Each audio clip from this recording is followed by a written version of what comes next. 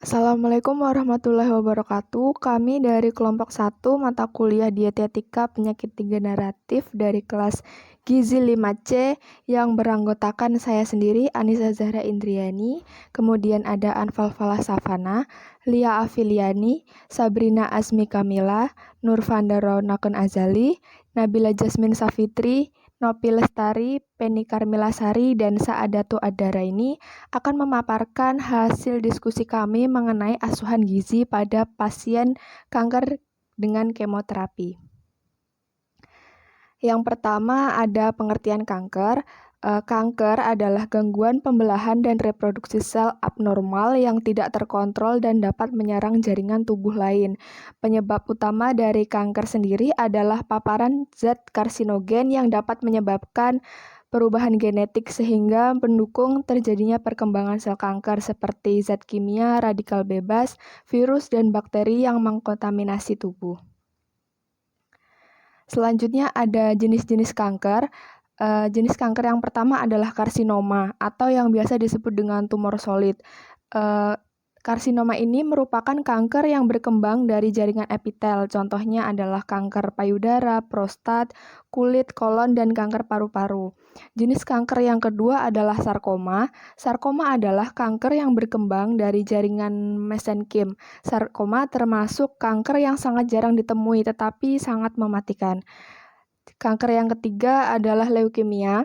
Leukemia adalah kanker yang terbentuk di dalam darah dan sumsum tulang.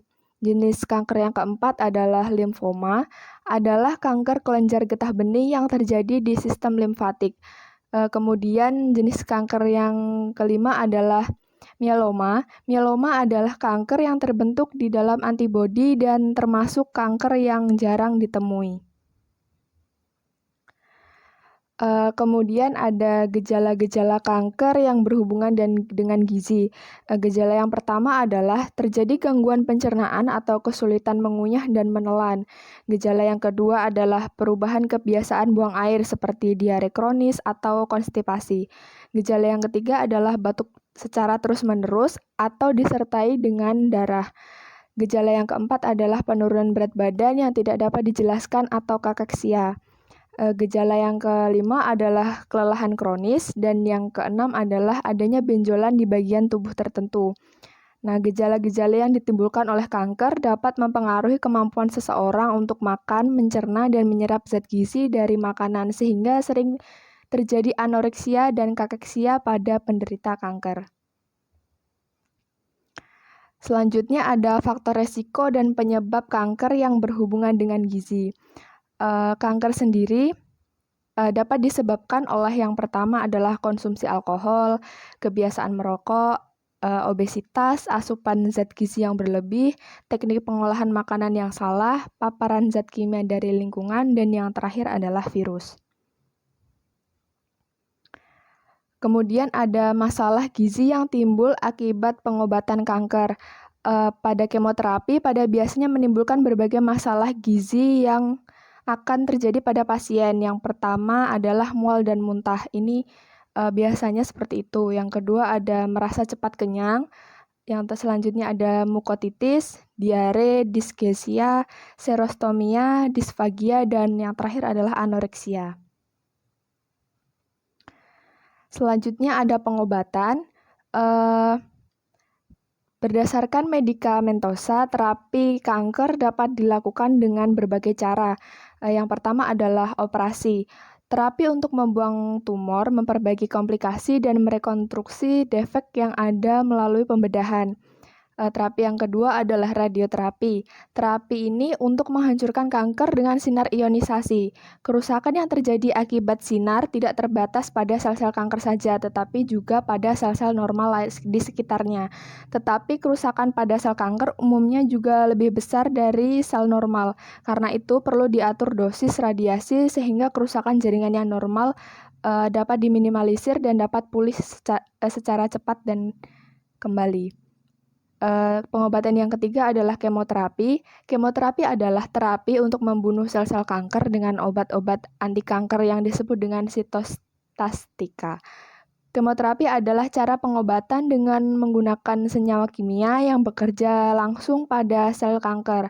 Beberapa agen kemoterapi yang sering digunakan dalam pengobatan kanker payudara antara lain ada adriamycin, aredia, sitoxan, elens, fareston, tamoxifen, taxol, dan taxotere. Pengobatan selanjutnya adalah hormon terapi. Terapi ini bertujuan untuk mengubah lingkungan hidup kanker sehingga pertumbuhan sel-selnya yang terganggu dan akhirnya mati sendiri. Hormon terapi hanya dipakai untuk beberapa jenis kanker yang pertumbuhannya dipengaruhi oleh hormon atau hormon dependen. Pengobatannya selanjutnya adalah imunoterapi. Terapi ini bertujuan untuk menguatkan daya tahan tubuh dan memperbesar kemampuan tubuh untuk menghancurkan sel-sel kanker. Kemampuan imunoterapi menghancurkan sel-sel kanker terbatas. Selanjutnya ada bioterapi.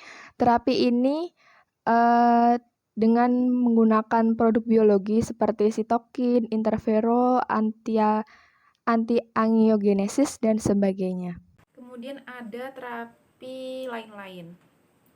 Yang pertama ada elektrokoagulasi, yaitu membakar sel-sel kanker dengan alat listrik dengan elektrokauter. Kemudian yang kedua laser surgery, yaitu membakar sel-sel kanker dengan sinar laser. Ada beberapa macam seperti ND laser atau neodymium laser, kemudian YAG laser atau yttrium aluminium garnet laser. Laser dapat dipakai untuk eksisi dan sekaligus koagulasi jaringan sehingga pendarahan jauh berkurang dan sangat efektif untuk operasi kanker. Kemudian ada yang ketiga cryosurgery, yaitu membekukan sel-sel kanker sampai mati dengan alat cryo menggunakan karbon dioksida. Kemudian yang kelima ada chemosurgery, yaitu mematikan sel-sel kanker dengan zat-zat kimia. Yang terakhir yaitu hipertermi dan sebagainya. Selanjutnya ada terapi kombinasi. Terapi kombinasi di antara cara-cara terapi di atas. Dalam praktek terapi kombinasi ini banyak digunakan. Dengan cara memberikan cara kombinasi, maka operasi dapat disederhanakan. Dosis radioterapi dapat dikurangi sehingga komplikasi dapat diperkecil. Nah, obat anti kanker seharusnya dapat membunuh kanker tanpa membahayakan jaringan sel normal. Salah satu strategi pengembangan obat anti kanker adalah penemuan senyawa baru yang mendasarkan target aksinya pada gen-gen yang mengatur pertumbuhan, diferensiasi, dan kematian sel. Pengembangan obat anti kanker dengan didasarkan pada regulasi cell cycle diarahkan pada penghambatan terjadinya proses pembelahan sel, sehingga senyawa ataupun protein yang diberikan kepada penderita dapat mencegah terjadinya sintesis DNA dan mitosis. Nah, obat alami untuk penderita kanker yaitu ada bawang putih, ginseng, kunyit, mistleto, teh hijau, urusi, dan resveratrol. Kemudian selanjutnya pengobatan terapi diet kanker. Tujuan diet penyakit kanker adalah untuk mencapai dan mempertahankan status gizi optimal dengan cara yang pertama, memberikan makanan yang seimbang sesuai dengan keadaan penyakit serta daya terima pasien. Yang kedua, yaitu mencegah atau menghambat penurunan berat badan secara berlebihan. Kemudian yang ketiga, mengurangi rasa mual, muntah, dan diare. Yang keempat, mengupayakan perubahan sikap dan perilaku sehat terhadap makanan oleh pasien dan keluarganya. Selanjutnya ada pedoman untuk mengatasi masalah makan. Yang pertama, bila pasien menderita anoreksia, yaitu cara mengatasinya yang pertama, dianjurkan makan makanan yang disukai atau dapat diterima walaupun tidak lapar. Kemudian yang kedua, hindari minum sebelum makan. Yang ketiga, tekankan bahwa makan adalah sebagian penting dalam program pengobatan. Yang keempat, olahraga sesuai dengan kemampuan penderita. Bila ada perubahan pengecapan, yang dilakukan adalah yang pertama, makanan atau minuman diberikan dengan suhu kamar atau dingin. Kemudian yang kedua, tambahan bumbu makanan yang sesuai untuk menambah rasa. Yang ketiga, minuman diberikan dalam bentuk segar seperti sari buah atau jus. Kemudian bila ada kesulitan mengunyah atau menelan, cara mengatasinya yang pertama dengan minum menggunakan sedotan. Yang kedua, makanan atau minuman diberikan dengan suhu kamar atau dingin. Yang ketiga, bentuk makanan disaring atau cair. Yang keempat, hindari makanan terlalu asam atau asin. Kemudian bila mulut kering, yang pertama cara mengatasinya yaitu makanan atau minuman diberikan dengan suhu dingin. Yang kedua, bentuk makanan cair. Dan yang ketiga, kunyah permen karet. Oke, selanjutnya masih dengan pedoman untuk mengatasi masalah makan. Bila mual dan muntah, maka bisa diatasi dengan memberi makanan kering, hindari makanan yang berbau merangsang, hindari makanan lemak tinggi, makan dan minum perlahan-lahan, hindari makanan atau minuman terlalu manis, batasi cairan pada saat makan, dan tidak tiduran setelah makan. Selanjutnya ada asesmen gizi. Asesmen gizi merupakan suatu kegiatan mengumpulkan, verifikasi, dan menginterpretasi data secara sistematis untuk mengidentifikasi masalah gizi dan faktor penyebabnya. Data yang dipergunakan untuk melakukan asesmen gizi meliputi antropometri, fisik atau klinis, biokimia, riwayat gizi, dan riwayat klien. Data tersebut dapat diperoleh melalui wawancara, catatan medis, observasi, dan informasi dari tenaga kesehatan yang lain. Nah, yang pertama itu ada pengukuran antropometri, yaitu AD. Antropometri gizi merupakan berbagai macam pengukuran dimensi tubuh dan komposisi tubuh dari berbagai tingkat umur dan tingkat gizi. Pengukuran antropometri merupakan salah satu cara untuk melakukan penilaian status gizi secara langsung. Nah, dari domain AD ini, data yang dapat kita peroleh atau dapat kita cari untuk pasien kanker yang pertama yaitu ada TB dengan kode AD111. TB atau tinggi badan merupakan salah satu parameter yang digunakan untuk melihat keadaan status gizi sekarang dan yang telah lalu. Tinggi badan diukur dengan cara pasien akan berdiri tegak dengan pandangan lurus. Namun, apabila pasien tidak dapat berdiri, maka dapat dilakukan pengukuran tinggi lutut yang diestimasikan sebagai tinggi badan. Data kedua yaitu BB dengan kode AD112. Berat badan atau BB merupakan pengukuran antropometri yang penting dan sering digunakan karena merupakan parameter yang paling baik. Berat badan dapat menggambarkan laju pertumbuhan fisik maupun status gizi. Pengukuran berat badan dapat dilakukan melalui penimbangan. Selanjutnya data ketiga yaitu IMT dengan kode AD115.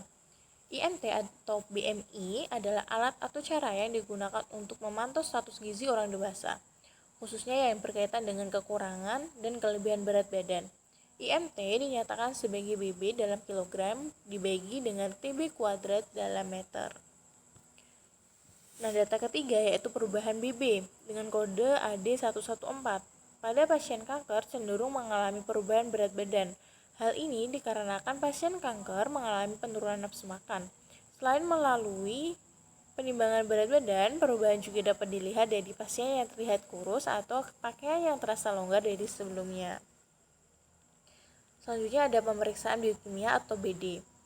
Pemeriksaan biokimia merupakan data yang didapat melalui hasil pemeriksaan laboratorium. Tes laboratorium dilakukan untuk mendiagnosa penyakit, mendukung diagnosa gizi, mengawasi efektivitas intervensi medis, dan mengevaluasi intervensi dalam SCP.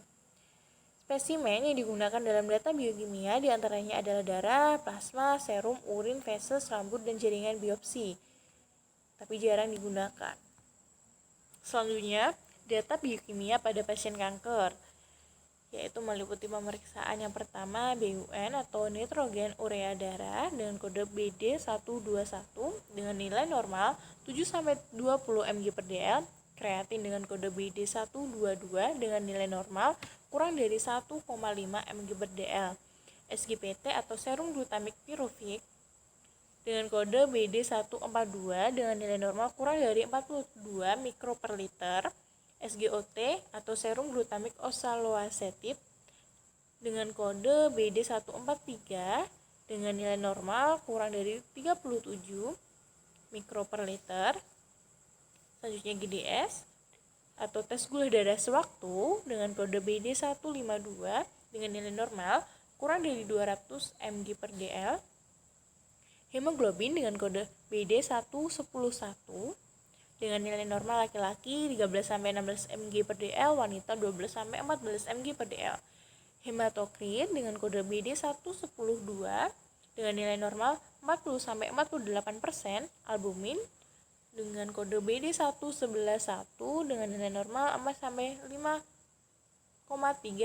gram per dl, eritrosit dengan nilai normal 4,5-5,5 juta per mili, trombosit dengan nilai normal 150-400 ribu per mili, leukosit 5-10 ribu per mili, natrium dengan nilai normal 135-147 milimol per liter, kalium dengan nilai normal 3,5 sampai 5 milimol per liter. Baik, saya akan melanjutkan pemaparan materi dari rekan saya. Kemudian, poin berikutnya dari asesmen adalah pemeriksaan fisik atau klinis atau dapat disingkat dengan PD atau physical data. Data fisik klinis adalah data yang diambil dengan cara melihat langsung kondisi dari pasien atau dari pencatatan rekam medis. Jadi PD ini biasanya diambil dari keluhan pasien, mengapa pasien tersebut masuk rumah sakit. Kemudian ada beberapa aspek dari PD, yaitu ada anoreksia. Anoreksia itu adalah hilangnya atau berkurangnya nafsu makan yang terjadi pada pasien kanker, terutama yang sedang menjalani kemoterapi. Biasanya dari pengobatan kemoterapi itu sendiri terdapat efek samping karena kemoterapi itu sendiri adalah pengobatan yang keras, di mana efek sampingnya itu salah satunya anoreksia. Ketika pasien mengalami anoreksia, maka dia akan cepat kenyang dan mengalami perubahan pada indera pengecap. Jadi yang menderita anoreksia itu biasanya ketika makan atau minum, makanan dan minumannya itu terasa aneh. Jadi hilangnya nafsu makan atau berkurangnya nafsu makan. Nah, karena berkurangnya nafsu makan ini menjadi faktor penurunan asupan makan sehingga memungkinkan untuk terjadinya penurunan berat badan. Bahkan ada pasien yang mengalami penurunan berat badan yang drastis. Kemudian aspek yang kedua itu adalah kelelahan, yaitu masuk pada PD 1.1.4. Kelelahan ini dapat terjadi setelah beberapa hari mendapat pengobatan kemoterapi dan akan terus semakin memburuk. Sebagian besar yang mendapat pengobatan kanker, terutama kemoterapi, itu mengalami kelelahan. Dan juga ada beberapa yang hanya mengalami kelelahan ini selama berbulan-bulan atau bertahun-tahun setelah menyelesaikan pengobatannya. Untuk kelelahan itu sendiri dapat terjadi ketika masa pengobatan atau pada masa kemoterapi ataupun setelah kemoterapi. Durasi waktunya tergantung pada pasien itu sendiri. Kemudian aspek yang berikutnya adalah mual dan muntah. Mual dan muntah ini termasuk ke dalam PD 1.1.5. Mual dan muntah setelah kemoterapi ini dibagi menjadi 3, yaitu akut, tertunda, dan terantisipasi. Untuk tipe yang pertama yang akut itu adalah mual dan muntah yang terjadi pada 1-24 jam setelah kemoterapi dan berakhir 24 jam setelah kemoterapi, jadi hanya sehari. Kemudian untuk yang tertunda atau delay, yaitu mual dan muntah yang muncul 24 jam pertama sampai 5 hari pasca kemoterapi. Dan yang ketiga, tipe terantisipasi, yaitu mual dan muntah yang muncul sebelum 12 jam dimulainya kemoterapi. Nah, tipe yang terakhir ini sering dijumpai 10-40% pada pasien kemoterapi.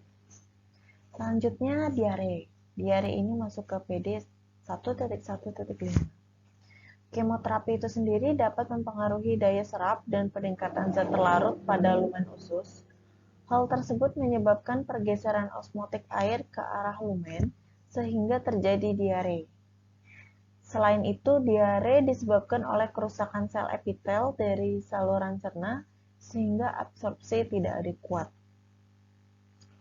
Untuk diare sendiri itu dibutuhkan penanganan khusus, terutama pada asupan makanan agar tidak terjadi malnutrisi ataupun dehidrasi. Kemudian ada alopecia atau kerontokan rambut yang termasuk pada PD 1.1.6. Kerontokan rambut ini sering terjadi pada pasien kemoterapi. Hal ini diakibatkan karena efek sampingnya. Efek samping dari kemoterapi itu adalah dapat mematikan sel-sel folikel rambut yang sehat. Jadi, efek obat kemoterapi ini tidak dapat membedakan sel kanker dan sel yang normal atau sel yang sehat. Sehingga sel-sel folikel yang sehat itu dapat ikut hancur dan menyebabkan kerontokan.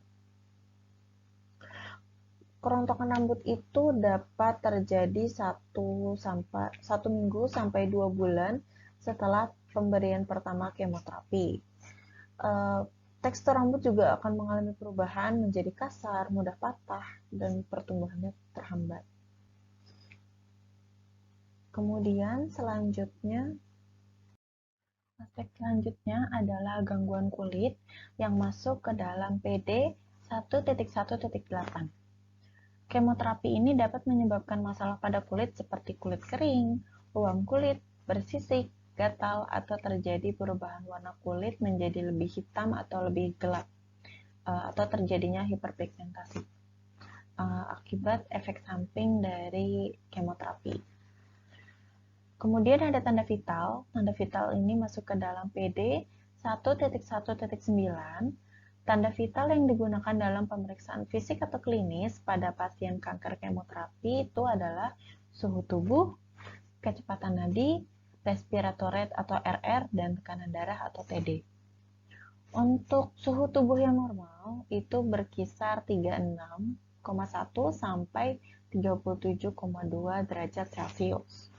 Untuk demam yang masih rendah atau low grade fever itu masuk ke dalam 37,2 sampai 38 derajat Celcius. Untuk masuk ke kategori demam itu adalah 38 sampai 40 derajat Celcius. Kemudian ada demam tinggi atau hiperpireksia yaitu 41 sampai 43 derajat Celcius. Dan untuk indikasi demam yang fatal atau demam sangat tinggi itu adalah di atas 43 derajat Celcius yang dapat mengakibatkan kematian atau kejang-kejang. Kemudian suhu tubuh yang di bawah normal atau disebut dengan hipotermia itu suhunya berkisar antara 34 sampai 36 derajat Celcius. Dan ada yang berindikasi hipotermia fatal atau sangat dingin, yaitu di bawah 34 derajat Celcius, yang dapat mengakibatkan kematian. Kemudian untuk nadi, range normalnya diklasifikasikan berdasarkan kelompok umur. Yang pertama itu di bawah 1 tahun, 120 sampai 160 kali per menit. Untuk anak 1-3 tahun, 90 sampai 140 kali per menit. 3-6 tahun 80 sampai 110 kali per menit, 6-12 tahun 75 sampai 105 kali per menit, dan 12-18 tahun 60 sampai 100 kali per menit. Di atas 18 tahun yaitu 60 sampai 100 kali per menit, dan untuk lansia yaitu di atas 60 tahun 67 sampai 80 kali per menit, dan khusus untuk atlet itu memiliki nadi yang rendah sekitar 40 sampai 60 kali per menit. Kemudian untuk respiratory rate atau RR itu juga diklasifikasikan berdasarkan kelompok usia. Untuk bayi di bawah 1 tahun itu 30 sampai 40 kali per menit. 3 sampai 6 tahun 23 sampai 35 kali per menit. 3 sampai 6 tahun 20 sampai 30 kali per menit. 6 sampai 12 tahun 18 sampai 26 kali per menit, 12 sampai 18 tahun 12 sampai 20 kali per menit, dan untuk 18 tahun ke atas itu adalah 12-20 kali per menit. Kemudian untuk tekanan darah yang normal adalah untuk sistolnya 120 mm raksa dan diastolnya 80 mm raksa. Kemudian untuk prehipertensi 120 sampai 139 untuk sistol, sementara untuk diastolnya 80 sampai 89. Untuk hipertensi stage 1 adalah untuk sistolnya 140 sampai 159, untuk diastolnya 90 sampai 99.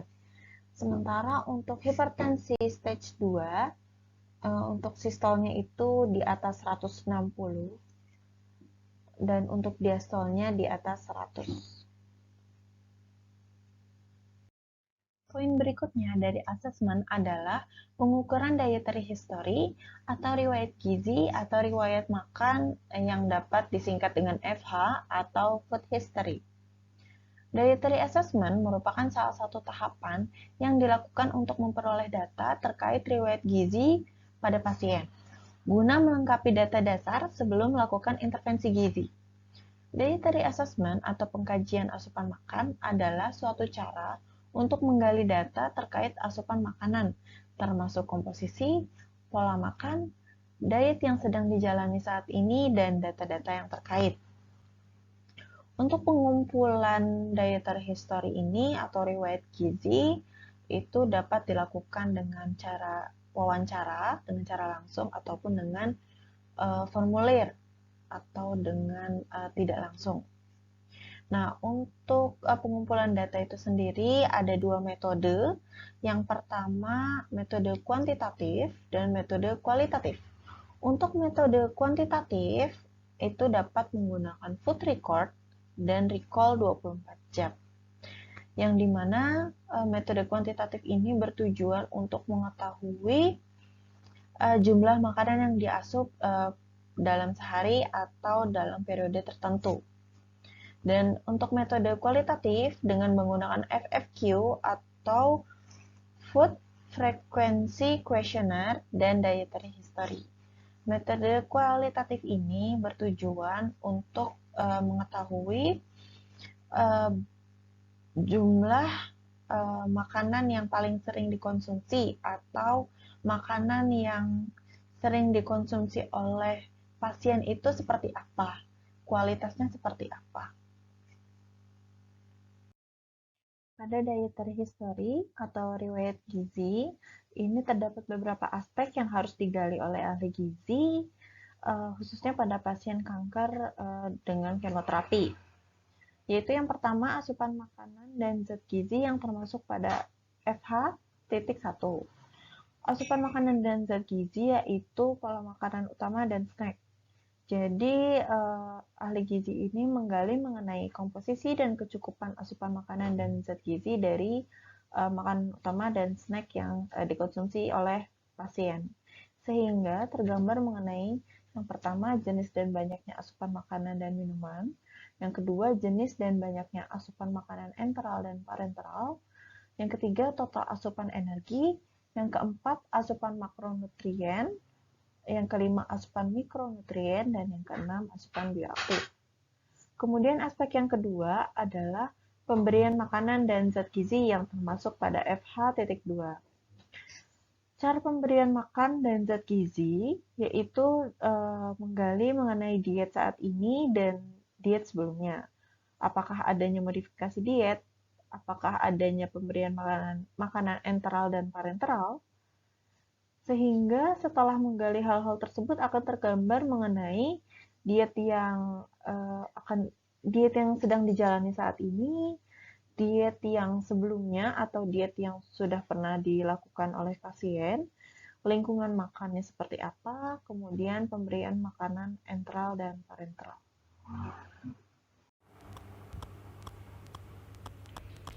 Selanjutnya adalah penggunaan obat-obatan komplementer atau alternatif yang memiliki kode FH.3, yaitu mengenai penggunaan obat yang telah diresepkan dokter atau penggunaan obat bebas, termasuk penggunaan produk obat komplemen alternatif.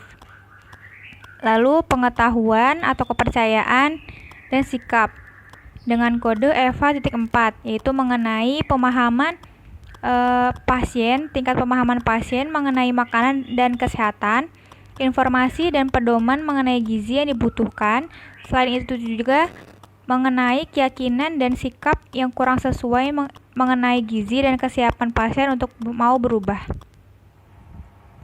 Kemudian perilaku dengan kode FH.5, yaitu mengenai aktivitas fisik dan tindakan pasien yang berpengaruh terhadap pencapaian sasaran-sasaran yang berkaitan dengan gizi, sehingga dari data tersebut dapat diketahui kepatuhan pasien, perilaku melawan, perilaku binge eating, dan pigging behavior, perilaku waktu makan, dan jaringan sosial yang dapat mendukung perubahan perilaku. Kemudian akses dan suplai makanan dengan kode EVA.6, yaitu mengenai faktor-faktor yang mempengaruhi akses ke makanan atau mempengaruhi ketersediaan makanan dalam jumlah yang memadai, aman, dan berkualitas. Kemudian ada fungsi dan aktivitas fisik dengan kode EVA.7, yaitu mengenai aktivitas fisik dan kemampuan kognitif dan fisik dalam melaksanakan tugas spesifik seperti menyusui atau kemampuan makan sendiri, sehingga dapat diketahui bagaimana kemampuan kognitif dan fisik pasien dalam melakukan aktivitas makan, seperti bagi orang tua atau orang cacat, lalu level aktivitas fisik yang dilakukan, dan faktor yang mempengaruhi akses ke kegiatan aktivitas fisik. Lalu ada ukuran atau nilai-nilai pasien terhadap gizi dengan kode EVA.8. Kemudian ada riwayat personal klien atau client history, yaitu adalah informasi saat ini dan masa lalu mengenai riwayat personal, riwayat medis, riwayat keluarga, dan riwayat sosial klien. Data riwayat klien tidak dapat dijadikan sebagai tanda dan gejala atau sign or symptom problem gizi dalam pernyataan PES karena merupakan kondisi yang tidak dapat berubah dengan adanya intervensi gizi. Client history terdapat 3 bagian, yaitu riwayat personal dengan kode CH.1, yaitu mengenai informasi umum seperti usia, jenis kelamin, etnis, pekerjaan, kebiasaan merokok, dan cacat fisik. Kemudian ada riwayat medis atau kesehatan pasien dengan kode CH.2, yaitu mengenai penyakit atau kondisi pada klien atau adanya riwayat penyakit pada keluarga, dan terapi medis atau terapi pembedahan yang berdampak pada status gizi. Kemudian ada riwayat sosial dengan kode CH.3, yaitu mengenai faktor sosial ekonomi klien, situasi tempat tinggal, kejadian bencana yang dialami, agama, dukungan kesehatan, dan lain-lain. Diagnosis gizi merupakan cara mengidentifikasi masalah gizi secara spesifik yang dapat diselesaikan atau diperbaiki melalui intervensi gizi. Diagnosa gizi yang sering muncul untuk penderita kanker biasanya menggunakan format problem, etiologi, dan sign and symptom dengan menggunakan domain antara lain domain intake, kemudian domain klinis, dan domain perilaku lingkungan. Nah, yang termasuk dalam domain intake diantaranya yang pertama ada NI 1.3, yaitu asupan energi berlebihan berhubungan dengan defisit pengetahuan terkait makanan dan gizi, tentang asupan energi yang dibuktikan dengan indeks massa tubuh atau IMT sebesar 37.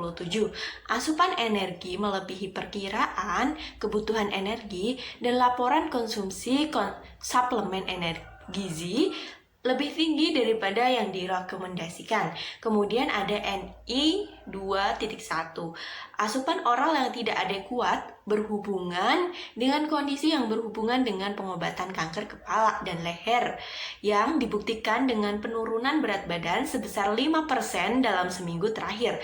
Nafsu makan menurun, perkiraan asupan energi yang tidak mencukupi, dan protein berkualitas lebih tinggi dari diet dibandingkan dengan kebutuhan. Kemudian yang ketiga adalah NI 5.71. Asupan energi protein yang tidak adekuat berhubungan dengan penurunan kemampuan untuk mengonsumsi protein dan atau energi yang cukup yang dibuktikan dengan penurunan berat badan sebesar 0,5% dalam 1 bulan. Perkiraan asupan energi dari diet kurang dari yang diperkirakan dan kondisi yang berhubungan dengan diagnosis seperti kanker usus besar. Kemudian apa saja sih yang termasuk ke dalam domain klinis? Antara lain, yang pertama ada NC 1.1, kesulitan menelan berhubungan dengan penyebab mekanis. Kanker lidah yang dibuktikan dengan perkiraan penurunan asupan makanan, penghindaran makanan, dan nyeri saat menelan. Yang kedua ada NC 1.2, kesulitan menggigit atau mengunyah, yang berhubungan dengan serostomia setelah kemoterapi yang dibuktikan dengan mulut kering dan makan 30% dari makanan.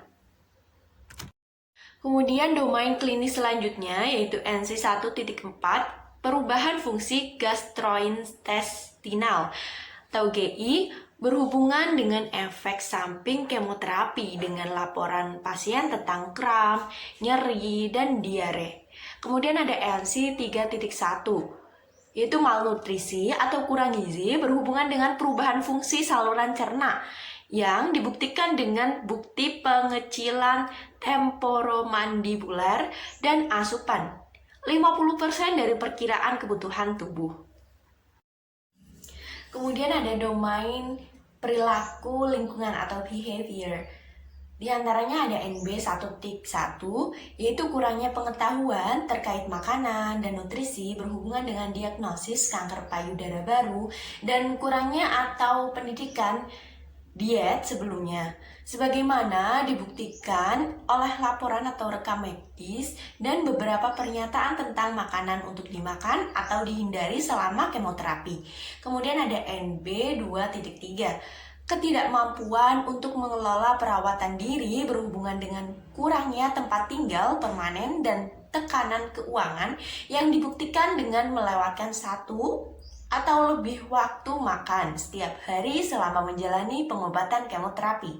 Kemudian ada NB 3.2, yaitu akses terbatas ke makanan, berhubungan dengan kurangnya sumber keuangan untuk membeli makanan sehat yang sesuai dengan jumlah yang cukup, sebagaimana dibuktikan oleh BMI 18.5, perkiraan asupan energi yang tidak memadai dan laporan pasien tentang kekurangan sumber daya untuk makanan. Selanjutnya yaitu ada intervensi gizi. Tujuan umum pemberian diet pada pasien kanker dengan kemoterapi yaitu pertama, mempertahankan atau memperbaiki status gizi pasien, mempertahankan massa otot, mengurangi gejala kanker kakesia, meningkatkan kualitas hidup pasien, meminimalkan efek samping terapi, dan membantu upaya medis dalam pencegahan komplikasi serius seperti sepsis dan infeksi. Prinsip dan syarat diet pada pasien kanker. Prinsip diet pada pasien kanker ini tergantung pada kondisi khusus yang menyertainya. Itu apabila asupan energinya itu kurang dari 60% dalam kurun waktu 1 minggu atau 5 hari, maka dianjurkan pemberian nutrisi melalui enteral. Namun apabila terdapat gangguan pencernaan akibat terapi, maka bisa diberikan melalui parenteral. Kemudian jika terdapat resiko refeeding syndrome dengan asupan sangat kurang selama 5 hari, maka dianjurkan pemberian diet pada 2 hari pertama rawat tidak lebih dari 50% dari kebutuhan energi atau setara dengan pemberian 5-10 kilokalori per kilogram berat badan per hari. Dan ini ditingkatkan bertahap selama dari hari ke-4 sampai ke-7 hingga kebutuhan energinya ini terpenuhi. Kemudian pada pasien yang mengalami gigi tanggal itu kan lebih sensitif terhadap suhu pada makanan dan minuman, sehingga dianjurkan untuk pemberian makanan yang hangat. Kemudian pada pasien yang mengalami serostomia atau mulut kering, itu akan mengalami kesulitan menelan, sehingga dianjurkan untuk pemberian makanan yang memiliki banyak air dan meningkatkan asupan cairan.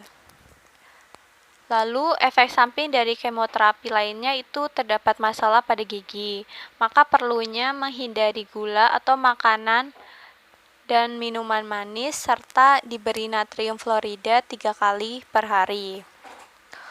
Untuk saliva yang konsistensinya terlalu kental dapat memperburuk masalah gigi, yaitu karies, sehingga perlu dihindari pemberian roti dan makanan yang berminyak. Kemudian pada pasien kanker yang disertai dengan gangguan mulut dan tenggorokan seperti stomatitis, mukositis, dan esofagitis yang disebabkan oleh local bleeding, sebaiknya diberikan makanan dengan konsistensi yang sesuai dengan kondisi pasien, seperti makanan saring yang tidak berbumbu tajam dan merangsang, hindari makanan yang asam dan asin, serta diberikan dalam porsi yang kecil. Selanjutnya, pada pasien yang mengalami disgeusia atau rasa hambar pada mulut itu sebaiknya diberi makanan dengan tampilan visual yang menarik dan sedikit lebih asam atau segar sehingga dapat membantu menstimulasi indera perasa pasien. Kemudian dengan pasien kanker yang mengalami anoreksia nervosa itu dianjurkan konsumsi omega 3 atau suplementasi minyak ikan yaitu sebanyak 4-6 gram per hari atau setara dengan 1-2 mg EPA per hari. Nah, pada kondisi ini frekuensi makannya itu bisa lebih sering tapi porsinya kecil serta tinggi kalori dan protein. Selanjutnya pada pasien yang disertai diare, dianjurkan untuk membatasi asupan serat kasar.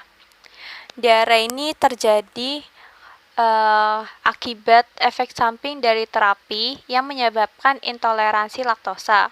Oleh karena itu, perlu membatasi makanan yang berlemak, tetapi tingkatkan asupan cairan dan kalium. Kemudian pada pasien kanker yang mengalami konstipasi ini dianjurkan untuk meningkatkan asupan serat dan cairan. Serat yang dianjurkan ini yang berasal dari buah-buahan dan sayuran. Kemudian makanan dengan suhu dingin seperti es krim, gelatin, buah semangka, melon, mentimun lebih mudah diterima oleh lidah dibanding dengan makanan panas sehingga dapat diberikan pada pasien.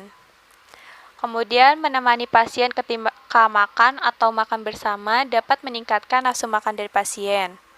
Yang terakhir, pada pasien kanker dengan anemia dianjurkan untuk diet tinggi protein dengan nilai biologis yang tinggi, serta memenuhi asupan vitamin B kompleks, vitamin C, dan besi.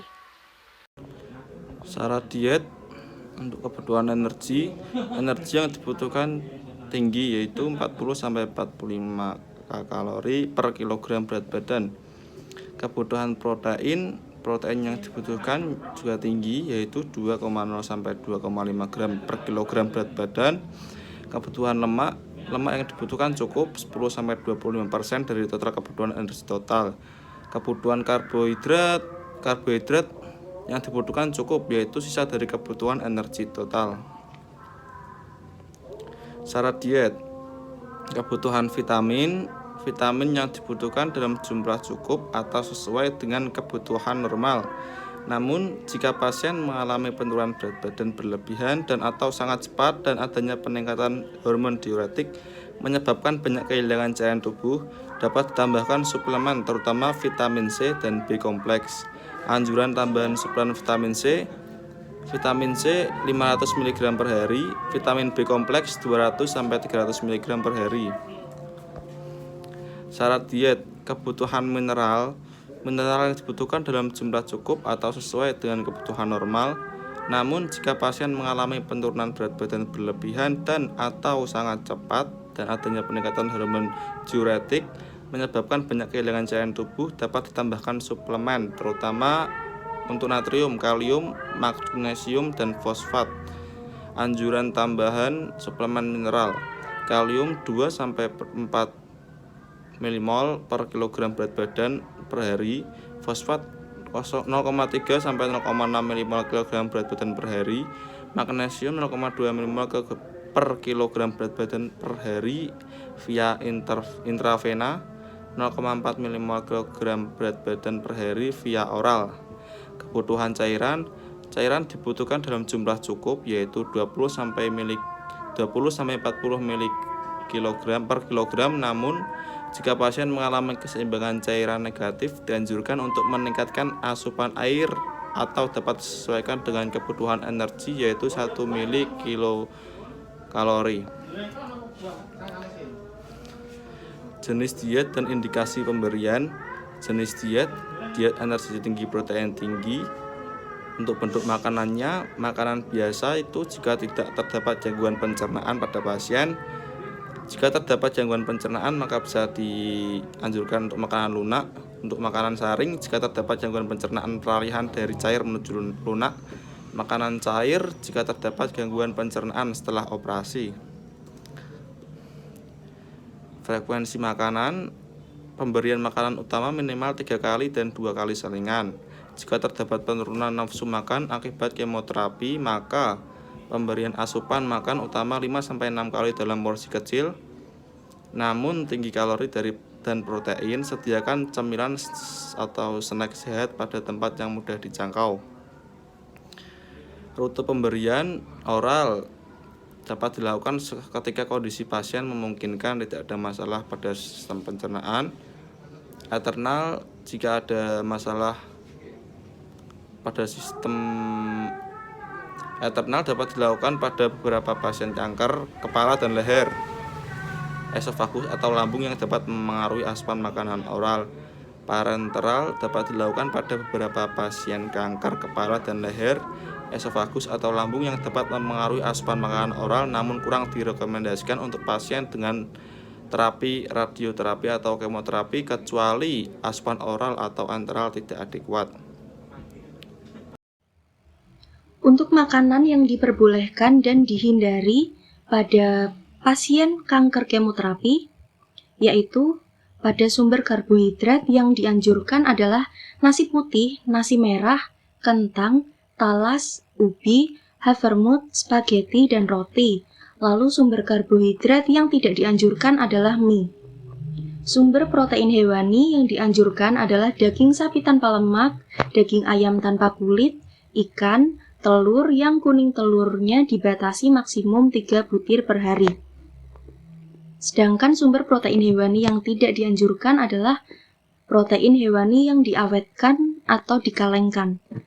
Kemudian sumber protein nabati yang dianjurkan ada tahu, tempe, kacang hijau, kacang merah, kacang kedelai, kacang polong. Sedangkan sumber protein nabati yang tidak dianjurkan adalah protein nabati yang diawetkan atau dikalengkan. Kemudian sumber lemak yang dianjurkan ada minyak zaitun, minyak tak jenuh seperti minyak jagung dan minyak kedelai. Sedangkan sumber lemak yang tidak dianjurkan di sini tidak ada klasifikasi khusus. Kemudian sumber sayuran yang dianjurkan ada kol, labu, lobak, pare, pepaya muda, rebung, terong, ketimun, selada, bayam, bit, buncis, jagung muda, kacang panjang, daun katuk, kembang kol, dan brokoli. Sedangkan sumber sayuran yang tidak dianjurkan adalah sayuran yang diawetkan atau dikalengkan. Yang terakhir sumber buah yang dianjurkan yaitu semua buah, terutama yang dalam kondisi segar. Sedangkan buah yang tidak dianjurkan adalah buah yang diawetkan atau dikalengkan atau diasamkan. dalam bentuk manisan atau asinan buah dan sebagainya. Kemudian konseling gizi pada pasien kanker kemoterapi. Materi konseling mencakup pemilihan makanan terkait dengan kondisi atau gejala setiap pasien yang muncul sebagai efek samping dari kemoterapi, seperti mual dan muntah, diare, anoreksia nervosa, dan lain sebagainya. Berikut adalah konseling secara umum untuk pasien kanker dengan kemoterapi. Yang pertama, merencanakan menu makanan utama dan selingan sesuai dengan diet yang ditentukan.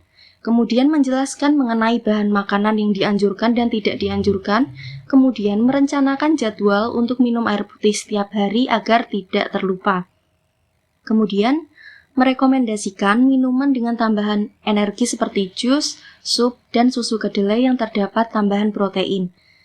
Kemudian menjelaskan dan merekomendasikan mengenai perlunya tambahan protein dan kalori pada diet pada pasien dan keluarganya. Kemudian menjelaskan mengenai pentingnya tetap berolahraga ringan dan istirahat yang teratur. Yang terakhir, gali hambatan yang mungkin dapat terjadi saat melaksanakan diet yang telah direncanakan.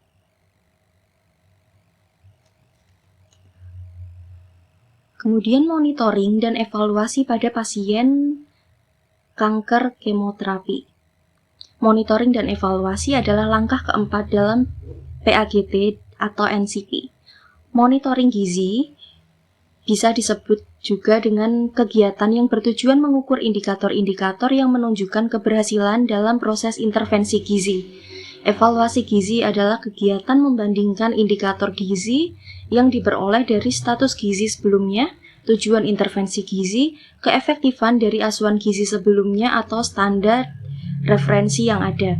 Sehingga dengan dilakukannya monitoring dan evaluasi, maka diharapkan dapat mengidentifikasi hasil dari diagnosa gizi yang ditegakkan, rencana, dan tujuan intervensi yang sesuai.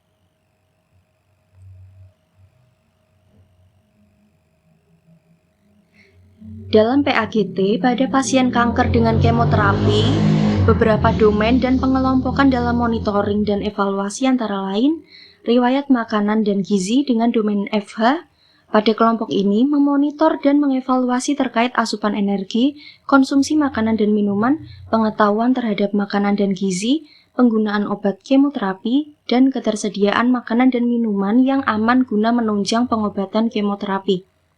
Beberapa domain yang perlu dimonitor dan dievaluasi antara lain FH 1.1 asupan energi, FH 1.2 asupan makanan dan minuman, FH 1.4 pengetahuan terhadap makanan dan gizi, FH 3.1 penggunaan obat dan suplemen herbal, FH 6.2 ketersediaan makanan yang aman, serta FH 6.3 ketersediaan minuman yang aman.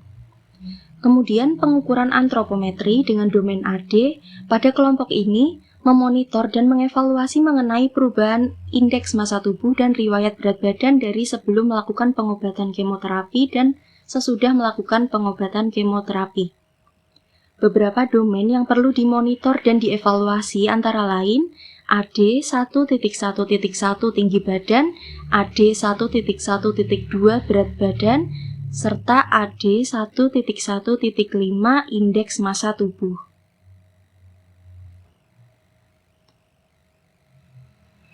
Kemudian data biokimia atau BD dan data klinis fisik dengan domain PD. Pada kelompok ini, memonitor dan mengevaluasi perubahan mengenai data biokimia dan data klinis dari sebelum melakukan kemoterapi dan sesudah kemoterapi. Monef pada golongan ini bertujuan untuk mengamati apakah asupan gizi pada penyakit kanker dengan kemoterapi berpengaruh terhadap data biokimia dan klinis.